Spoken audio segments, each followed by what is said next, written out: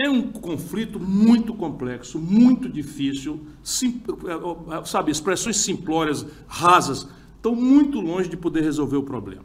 Só para vocês terem uma ideia, não é? No século XIII a.C., século XIII a.C., segundo a maior parte dos estudiosos, o povo, a nação judia, já estava sofrendo o constrangimento de diásporas, de humilhação, de terem sido banidos da sua terra, de terem desfeito seus laços, porque essa é a data do Êxodo. Moisés. Né, liderou uma insurgência contra o Egito e libertou de século de escravidão a nação judia. Eles então voltam para a terra prometida, que está ali ao derredor, daqui a pouco eu vou mostrar o mapa, ao derredor de Jerusalém, não é? Mas também Belém, onde nasceu Jesus, enfim. Isso é.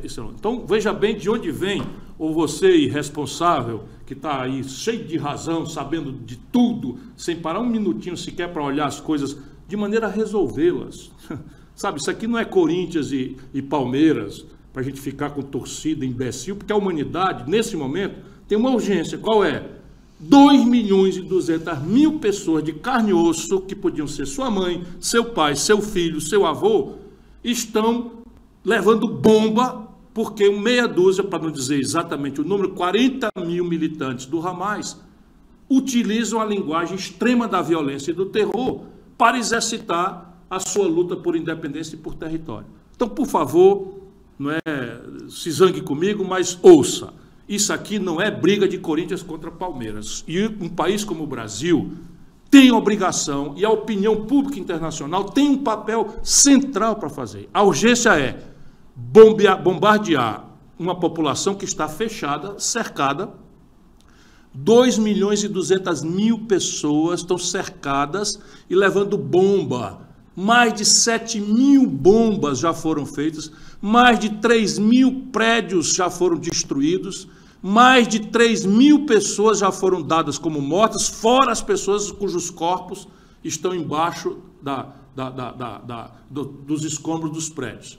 E essas 2 milhões de pessoas, 1 milhão delas estão com 24 horas, mais 24 horas, obrigadas a sair das suas casas, sabe, correndo, sem saber se vão poder voltar, se vão levar seus pertences, nada, para se espremer no lado sul. Estou falando da faixa de Gaza. Deixa eu dizer para vocês o que é a faixa de Gaza. São 40 quilômetros por 10, 363 quilômetros quadrados, com 2.200.000 pessoas vivendo ali. Isso, se pegar a cidade de Gaza, que está ali no norte, onde agora está essa ordem fascista de sai agora ou vai morrer todo mundo, ou aguenta as consequências, numa punição de gente civil, de inocentes. Mais de 1.000 crianças palestinas já morreram, mais de 1.000 crianças, porque corretamente Israel, se defendendo, tem todo o direito de se defender, e quer enfrentar o Hamas. Só que optaram por esse caminho, e aí não é o povo de Israel, é o governo de ultradireita deste pária internacional que é o senhor Benjamin Netanyahu, primeiro-ministro de Israel, que inclusive já devia ter renunciado, porque o Hamas entrou nos centros nevrálgicos da inteligência israelita, que é afamada no mundo como uma das mais sofisticadas e profissionais estruturas de inteligência militar do mundo. Como é que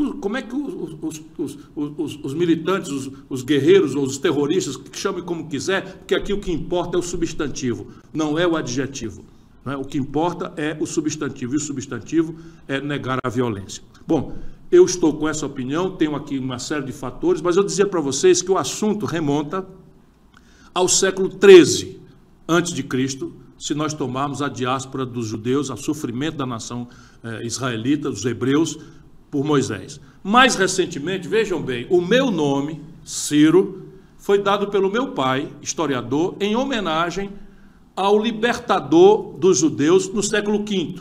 No século V a.C., no século V a.C., de novo, a nação hebreia, os judeus, os israelitas, estavam de novo expulsos da sua terra e escravizados pela Babilônia. Pois bem, veio um rei persa, que hoje é o Irã. Vamos prestar atenção nisso. Isso tem a ver, porque a saída dessa confusão só vai ser pelo caminho da história e pelo caminho do direito internacional. E eu estou fazendo um pouco de história de tradição para logo mais falar no direito internacional. Pois bem, Ciro, o Grande, é o único gentio, ou seja, não judeu, que é citado como uma espécie de Messias pela Bíblia. Ele era um iraniano, um rei do Irã, o rei da Pérsia, e libertou os judeus da escravidão dos babilônios. Então, século 3 a.C., os judeus já estavam sofrendo. Século V a.C., os judeus já estavam sofrendo, não é? Diásporas e separação. Mas essa confusão atual tem a ver com a última forma de sofrimento e de diáspora dos judeus e dos palestinos, em função do desenho que as Nações Unidas, a ONU, deu para essa questão numa Assembleia Geral, a segunda Assembleia Geral, presidida por um grande brasileiro, Oswaldo Aranha, que fundou o Estado de Israel e, no mesmo ato, na mesma resolução das Nações Unidas, fundou o Estado da Palestina, independente, e definiu os seus respectivos territórios. Essa é a base da confusão que nós estamos vivendo hoje. Ou nós entendemos isso, sob o ponto de vista da história, das tradições, inclusive religiosas, e do direito, ou ficará essa torcida imbecil que hoje, por exemplo, um grupo de fanatizados foi fazer protesto em Londres, na porta da BBC, reclamando que a BBC de Londres está fazendo uma cobertura razoavelmente equilibrada do conflito, sendo uma estatal britânica. Para vocês verem o nível de fanatismo, o nível de violência. E aqui no Brasil a mesma coisa. Bolsonaristas e artistas pouco cuidadosos com as coisas, sempre vão na onda de qualquer coisa, se juntando para fazer protesto de A e de B, sem ter parado um dia sequer para entender o que é que de fato está acontecendo, não com sentido de tomar lado. Nós não temos uma obrigação de tomar lado. Nós temos uma obrigação de pugnar pela paz, contra a violência, contra o terror como linguagem, seja de um grupo informal, seja de Estado. Porque, francamente, bombardear populações civis, constrangê-las a um cerco medieval, tirando a energia elétrica, água, comida, remédio, e mandando evacuar em minutos hospitais e bombardear indiscriminadamente populações civis inocentes, isso não é senão crime de guerra. A versão desse conflito hoje se dá porque em 1947, quando acabou a Segunda Guerra Mundial, de novo, muita gente sofreu. Morreram 40 milhões de pessoas. Os soviéticos foram os que mais perderam gente, mas em seguida foram os judeus. 6 milhões de judeus foram assassinados barbaramente, de forma cruel, desumana, selvagem. E eu digo isso porque talvez a última nação do mundo que possa aceitar conviver com segregação racial, com preconceito, com justiçamento sem julgamento, é a valorosa comunidade judaica. Nós temos que ter clareza disso, por isso eu vou recuperar. Então, quando aconteceu a Segunda Guerra Mundial, de novo, os judeus estavam em diáspora no mundo inteiro. Diáspora sabe como é? Saíram de suas terras, foram banidos de suas terras e estavam vivendo separados uns dos outros, mantendo a força da sua identidade cultural e religiosa ao redor da Torá e de uma fé milenar que é a mais antiga das três religiões monoteístas do mesmo tronco, do tronco de Abraão. Pois bem, quando acabou a Segunda Guerra Mundial, os judeus sofreram a perseguição dos nazistas. Né? Gueto de Varsóvia, meu irmão, para um pouquinho, qual é a diferença substantiva entre o gueto de Varsóvia, quando a Alemanha nazista ocupou a Polônia, confinou todos os judeus num gueto murado, isolado, do qual não se podia sair sob pena de morrer sufocado, ou de bala, etc, etc. Qual é a diferença substantiva entre o gueto de Varsóvia, que é uma indignidade que se cometeu contra os judeus, e o que o seu Benjamin Netanyahu está fazendo em nome de responder à aberração, à violência que não tem defesa do Hamas, está fazendo na faixa de Gaza? A opinião pública internacional tem que se livrar dessa interdição, desse preconceito, e aqui está a chave da inteligência: a tradição e a história e a questão do direito. O direito é que define o regramento que nos transforma de bichos em seres de convivência em sociedade, em comunidade. Pois bem, em 1947, então, quando acabou a guerra, os judeus tinham uma sociedade, eles criaram uma organização sionista mundial, E essa Organização Sionista Mundial decidiu por um consenso de uma volta ao território, de refundar o Estado de Israel. Portanto, fique todo mundo lembrando que Israel nasce, não é, dessa chamada geral que lideranças sionistas da Organização Sionista Mundial fizeram ali na sequência da Segunda Guerra Mundial e na sequência do sofrimento atroz, crudelíssimo que os nazistas impuseram aos judeus. Pois bem, voltar para a Terra Prometida era a ordem. E aí o que eles fizeram? Foram para lá, a liderança era muitas lideranças, mas eu vou nomear aqui o pai fundador chamado Ben Gurion.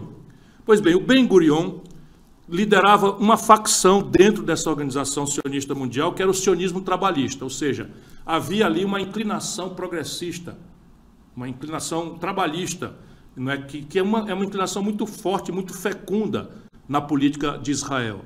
O Ben Gurion funda essa organização e ele organiza essa coisa. E qual era a lógica? Todos os migrantes israelitas, Ben Gurion nasceu na Polônia, provavelmente já tinha fugido para os Estados Unidos, morou nos Estados Unidos, mas conheceu muito de perto muita gente que sofreu o constrangimento do gueto de Varsóvia e dos campos de concentração, que devem ser talvez o momento mais bárbaro do ser humano. Por isso que a gente tem que lembrar isso com dor, para que o povo de Israel se livre desses fascistas que os governam há alguns anos. Pois bem, não pode repetir essas práticas de genocídio, de gueto, contra quem quer que seja, muito menos com seus irmãos de território. Então vamos lá.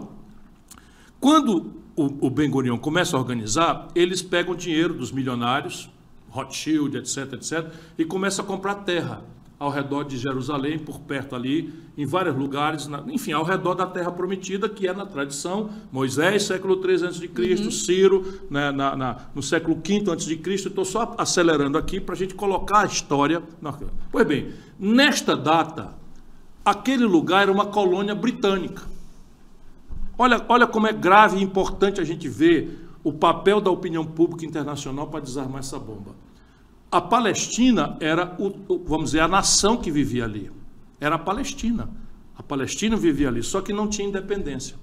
Era uma colônia britânica, como a Índia era uma colônia britânica, ainda no fim da Segunda Guerra Mundial, como Hong Kong, na China, era um enclave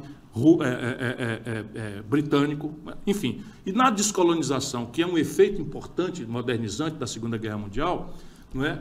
Os judeus, então, começam a atender o apelo por refundar Israel. E vão ali e começam a se sediar.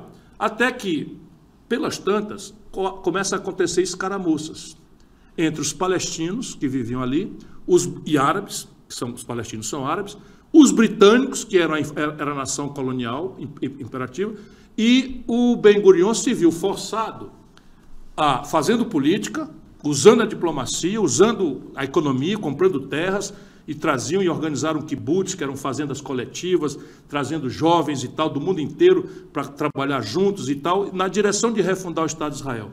Mas começou a ter antagonismo.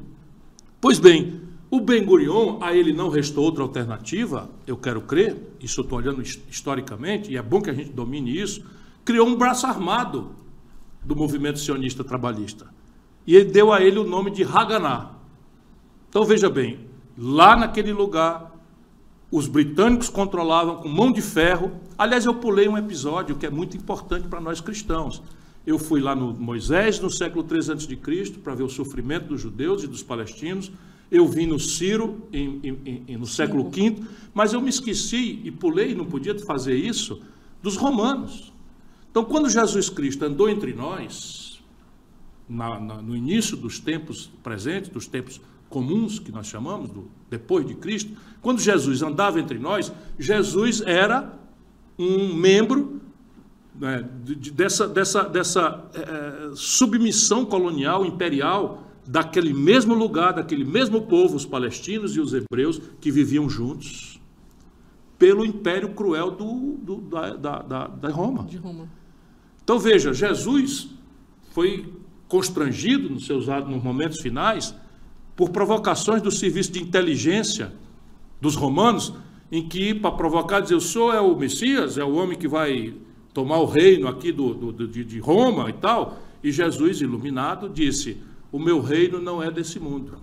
O meu reino é do outro mundo. Escapou na lateral. Mas o senhor, então, acha que essa moeda aqui, com o rosto de César, não devia valer aqui, porque vocês estão defendendo a liberdade dos judeus, etc, etc. Então, o que o senhor disse? Isso aqui não vale nada? Não, a César o que é de César e a Deus o que é de Deus.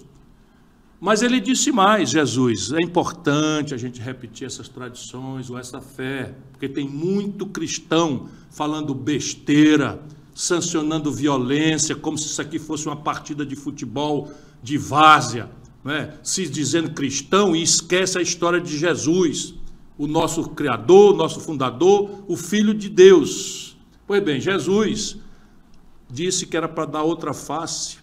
Por quê? Porque ele queria desarmar o que havia na data ali. Os judeus, oprimidos pelo império cruel e terrorista de Roma.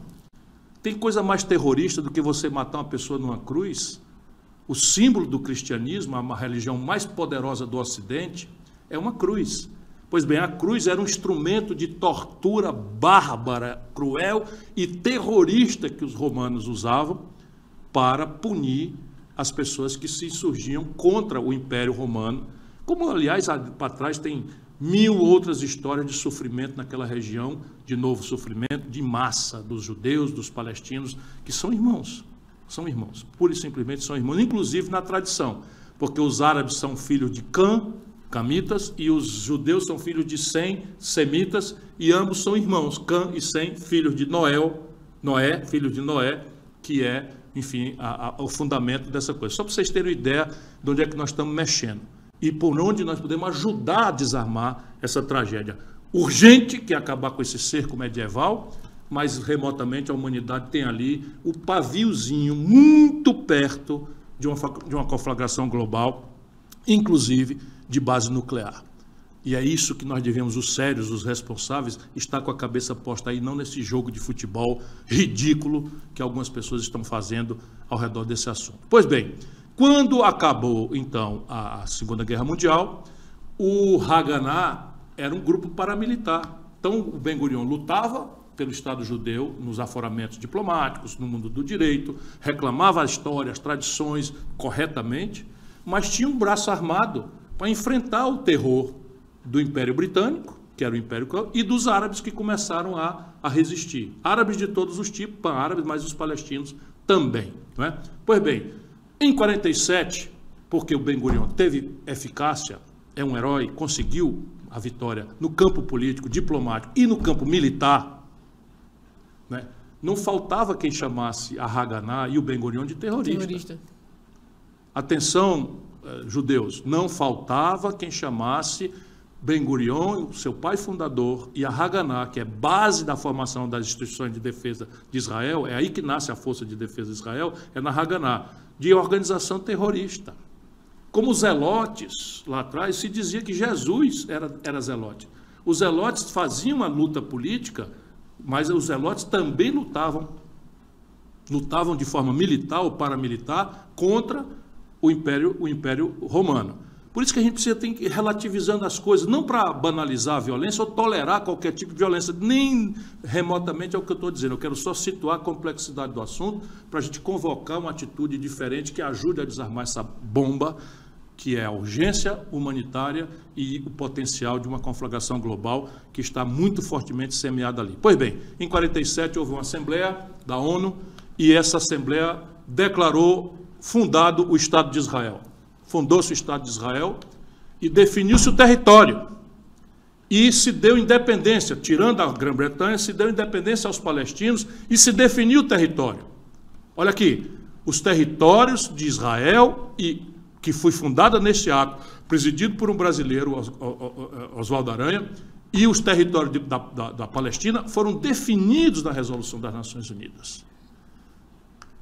Vamos ter clareza disso. Historicamente, isto é que dá legalidade à existência do Estado de Israel e que dá direito aos palestinos de reclamar o seu território. O que acontece? Como sempre, as Nações Unidas, muito vulneráveis à influência norte-americana e soviética na data, começaram a fechar os olhos para contradições que começaram a surgir a partir de grupos que não aceitaram aquela solução de duas nações com dois territórios definidos. E aí começa a confusão. Em 1948 e 49 já começa a confusão entre Israel, nascente, agora com status de Estado nacional, com 1 milhão de habitantes, não tinha nem sequer 1 milhão de habitantes, e os palestinos que tinham na data algo ao redor de 4, 5 milhões de habitantes. Pois bem, começa a brigar. Começa a brigar, e eu vou acelerar aqui a análise, e cada briga dessa, Israel tomava um pedaço do território. Ganhou todas, não perdeu nenhuma, ganhou todas, não é? Muito financiado pelos Estados Unidos, muito financiado e tal, povo muito inteligente, fez uma aposta séria logo desde o começo em tecnologia, etc, etc. Ganharam todos os enfrentamentos. Ganharam contra a Jordânia, ganharam contra o Egito, ganharam contra a Síria, e cada etapa dessa, Israel comia um pedaço do território da Palestina. Esse é o fato. Esse é o fato. Aí se organizou entre os palestinos uma organização para a libertação da Palestina, chamada OLP.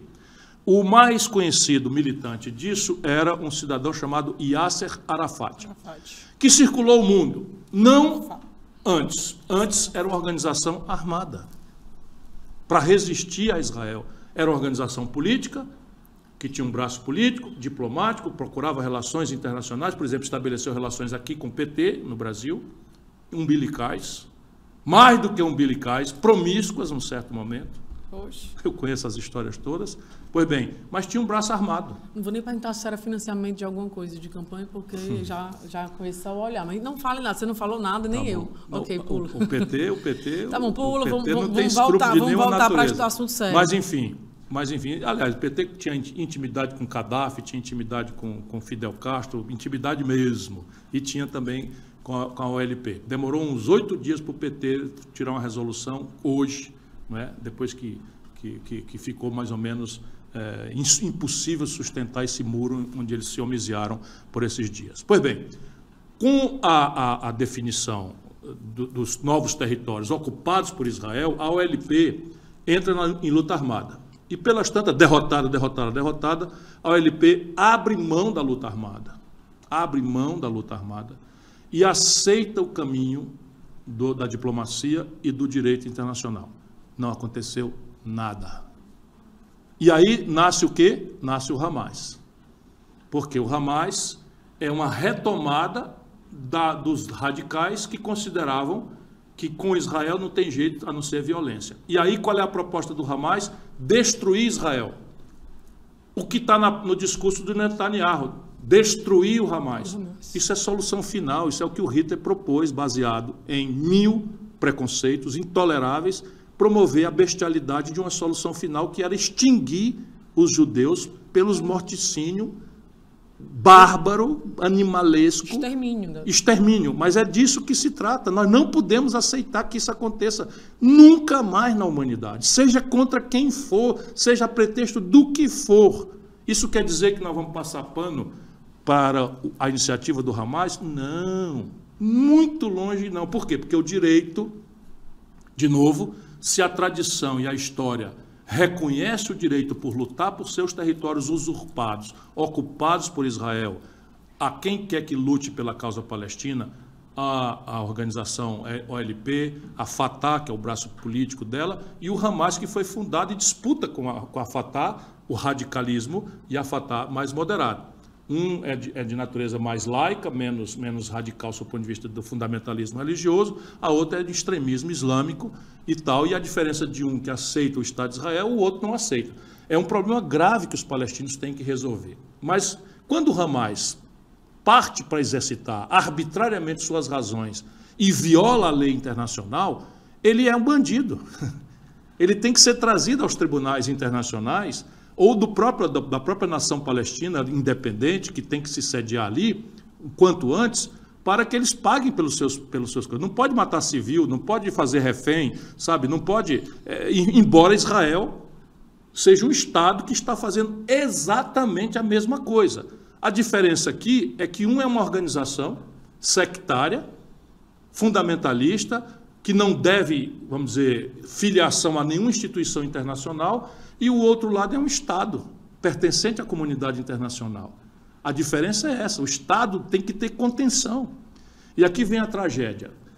Isto sendo óbvio, hoje, os palestinos, os judeus, os cidadãos de Israel, não chegam a 10 milhões, são 9 milhões e pouco, é mais ou menos do tamanho do Ceará, do ponto de vista de população. E os palestinos são mais ou menos 6 milhões. Israel ocupou Cisjordânia, Jerusalém Oriental e agora está ocupando a faixa de Gaza. Quer dizer, todos são territórios que a lei internacional determina como base territorial da Palestina independente.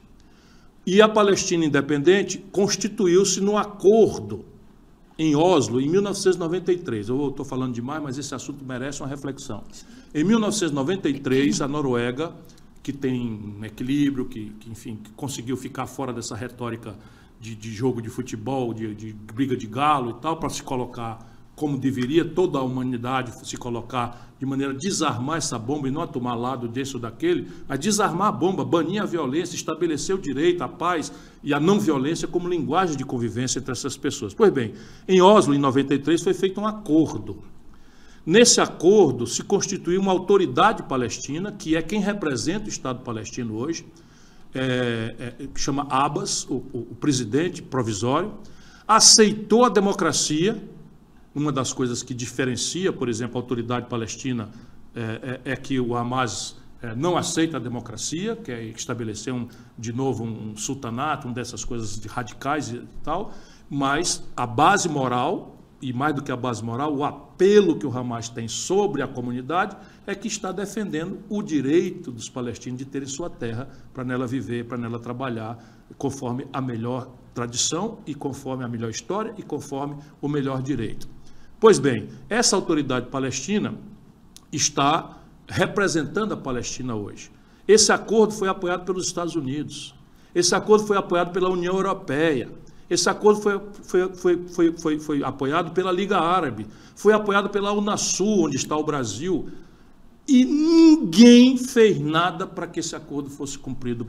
E os sucessivos governos de Israel, de 93 até cá, quando esse acordo histórico foi feito, não cedeu 1 milímetro de volta aos territórios da nação palestina. Essa é a base do problema. E a grande pergunta que eu faço para terminar e a gente tentar responder perguntas. Vocês acham, de boa fé, vocês acham que bombardear populações civis, estabelecer um cerco... Mostra o mapa para mim, vocês têm aí?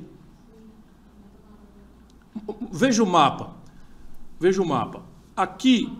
Não senta o dedo, só tu vai só falar, que eles estão vendo lá. Ali, do lado direito, do lado esquerdo é o mar, embaixo aqui é o Egito, em cima, do lado direito, é a Jordânia, todo o meio é Israel e em cima está o Líbano, e logo em seguida a Síria. E logo ali, mais para frente, só para vocês saberem do que se trata, está o Iraque e logo em seguida o Irã. E na frente o mar Mediterrâneo. Certo? Pois bem, a faixa de Gaza é essa tripinha que tem 10 quilômetros de largura, exprimida entre Israel e o mar, e 42 quilômetros de comprimento, essa tripa chama faixa de Gaza, entre Israel e o Egito. Pois bem, essa faixa de Gaza tem 2.200.000 pessoas morando aí, pobres, miseráveis, famintos, com baixa escolarização, enfim, uma miséria absoluta. E estão sob um cerco onde não entra água, comida, combustível, cortaram a eletricidade há 8 dias.